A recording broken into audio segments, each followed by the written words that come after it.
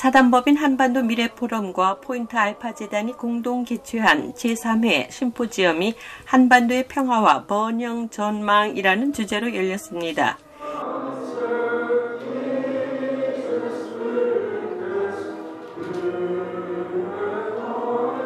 2018년 8월 24일 오후 3시부터 프랑크푸르트 근교 에시보른의 SBC 센터에서 열린 강연회에는 임진 부의장과 김병구 재무이사가 진행을 맡았습니다.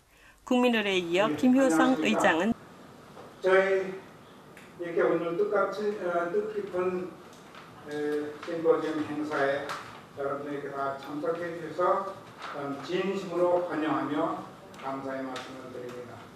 저희 한반도 미래포럼은 한반도의 분단된 현실에서 남북 간의 분단 성장을 모색하며 이로 인해서 평화 통일과 번영, 나아가서 동북아와 우리 세계의 평화에 기여하는 데 그 활동의 목적을 삼고 있습니다.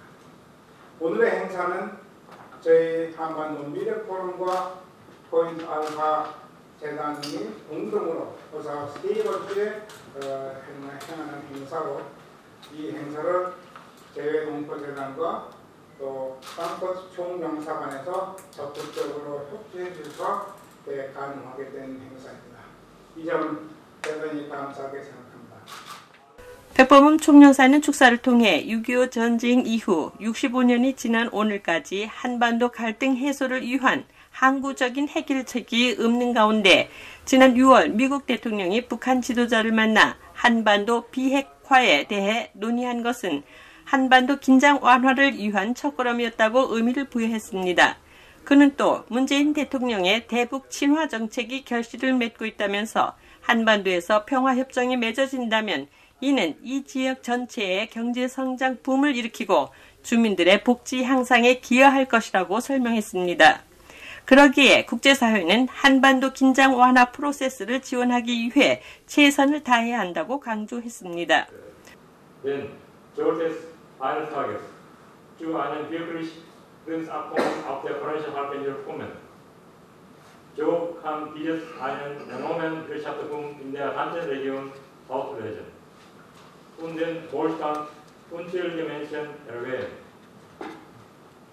In diesem Sinne hoffe ich, dass unser Symposium Anlass für einen regen und interessanten Gedankenaustausch bietet. 유재현 유럽 한인총연합 회장은 베를린 장벽이 무너졌듯이 한반도의 통일 또한 숙명처럼 다가올 것이라 믿는다면서 유럽 총연에서는 독일 동포들과 더불어 동서독 장벽이 무너진 지 30주년이 되는 2019년과 통일을 이룬 지 30주년이 되는 2020년에 한반도 통일의 소망을 안고 동서독 분단과 통일의 현장 1400km를 자전거로 행진하며 통일의 날을 향해 힘차게 달려갈 계획이라고 밝혔습니다.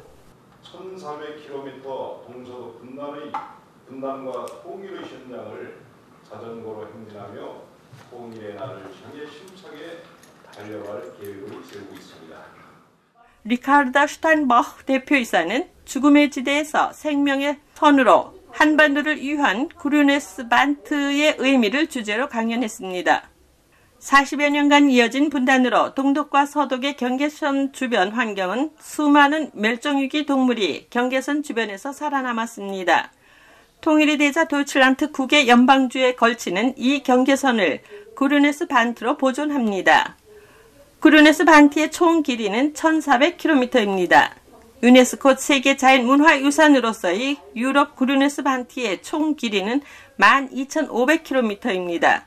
리카르다 대표이사는 한국의 DMZ 주변 지역이 그린벨트로 보존되기를 바랐습니다. Und hinzu natürlich habe ich auch beim Besuch des Museums in der entmilitarisierten Zone die Erfahrung gemacht, auch in Südkorea ist der Gedanke eines grünen Bandes und der Natur auch schon ein recht traditionsreicher.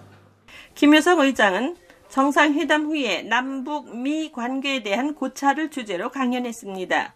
65주년이 되는 올해에 종전을 선언, 정전협정을 평화협정으로 전환, 항구적이고 공고한 평화체제 구축을 위한 남북미 3자 또는 남북미 중 4자 회담 개최를 적극 추진, 완전한 비핵화 실현을 공동의 목표로 삼고 있다고 했습니다. 9월 예정인 제3차 남북 정상회담에서 경색 중인 북미 관계 개선과 대북 제재 완화를 위해 북한의 비핵화 진전이 우선되어야 한다는 것이 강조되어야 한다고 피력했습니다. 이 북미 공동선언의 내용이 간단하게 네 가지를 말씀드리면 북한과 미국의 새로운 양국의 관계를 수립한다. 그 다음에 지속적이고 안정적인 평화체제를 구축하기 위해 함께 노력한다. 그 다음에 세 번째는 우리 남북 정상회담의 합의문인 북한이 완전한 비핵화를 향해 노력할 것을 약속한다. 네 번째는 지금 북한에 있는 전쟁 포로 및 전쟁 실종자의 유해를 성안할 것을 약속하다 이렇게 하십니다. 9월 예정인 제3차 남북 정상회담이 평양에서 좀 개최될 예정으로 있습니다. 이 회담에서 경색 중인 북미 관계 개선과 대북 제재 완화를 위해서 북한의 비핵화 진전이 우선되어야 한다는 것을 김정은 위원장에게 강조해야 할 것입니다. 지비카우 대학교 랄프 브레벨 경제학 교수는 북한 경제개혁, 중국, 베트남, 싱가포르 모델을 주제로 강연했습니다. 북한의 현 경제 상황은 유엔의 경제 제재로 2017년도에 전년 대비 GDP가 마이너스 3.5%의 경제 후퇴를 보였다고 말하며 2018년 전반기 교역량 또한 현저히 하락했다면서 총체적으로 북한과 남한의 경제는 1인당 국민소득에서 23배 차이가 난다고 주장했습니다. 브레벨 교수는 김정은 정권의 경제개혁이 가능한 모델로 싱가포르의 독재국가 플러스 자유시장 경제가 모델이 될 수 있다고 봤으나 북한에 미칠 영향을 고려해 베트남 모델을 가장 적합한 시스템으로 꼽았습니다. 베트남 모델은 사유재산 보장, 민영기업 운영, 정치 안정을 꾀할 수 있는 이점이 있다고 분석했습니다. Sowohl das chinesische wie auch das vietnamesische System sind aber ein sogenannter Hybrid zwischen Marktwirtschaft einerseits und Planwirtschaft andererseits, was auch viele Nachteile mit sich bringt. Schauen wir uns jetzt das Modell Singapur an. Kim Jong-un soll fasziniert gewesen sein von Singapur. Ich kann ihn verstehen, die Stadt ist wirklich genial, wenn Sie mal da gewesen sind und die Hochhäuser gesehen haben. Das ist wirklich eine ganz attraktive, tolle Stadt. Aber es gibt auch einige Probleme mit diesem Modell. 백범은 총영사는 북한의 인프라 현황과 개발 협력 방안이란 주제로 강연했습니다. 우리의 경제 무대를 동북아시아와 만주, 몽골, 유럽으로 확장하고 남북 경제 협력을 통해 동북아 경제 협력을 연계하여 북방, 남방 경제권을 잇는 교량 국가 역할을 도모해야 한다고 주장했습니다. 한반도 신경제지도 구상으로 환서해 물류산업벨트, 남북한, 중국 동부, 환동해 에너지 자원벨트, 한반도, 중국, 동북, 삼성, 러시아, 연해주, 접경지역 평화벨트, DMZ 및 주변 지역을 들었습니다. 통일하고 플러스 해가지고 우리가 경기 공처 만들고 통일하고 거기다가 이쪽 지방까지 영향력을 발휘해야 그래야 아마 그 한민족이 될 것일 겁니다. 이상입니다.